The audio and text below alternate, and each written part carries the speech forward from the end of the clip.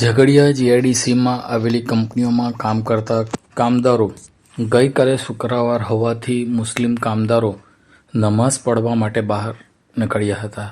આ દરમિયાન ઝઘડિયાના દઢેડા ગામ નજીક ચાલતા જતા કામદારોને વાન ચાલકે બેસાડ્યા હતા. જો કે આ વાન ચાલકે પોતાની વાન બગાડતા ખેતરવાળા રસ્તા તરફ દોડાવતા અચાનક જ દઢેડા ગામ નજીક આ પિકઅપ વાન પલટી ખાઈ જતા 20 જેટલા કામદારોને નાની મોટી ઈજા પહોંચી હતી. આમ જુમ્માની નમાઝ અદા કરવા જતા કામદારોની વાલ પલટી ખાતા 20થી વધુ કામદારોને ઈજા પહોંચતા તેઓને અંકલેશ્વરની જયાબેન મોદી હોસ્પિટલ ખાતે ખસેડવામાં આવ્યા હતા.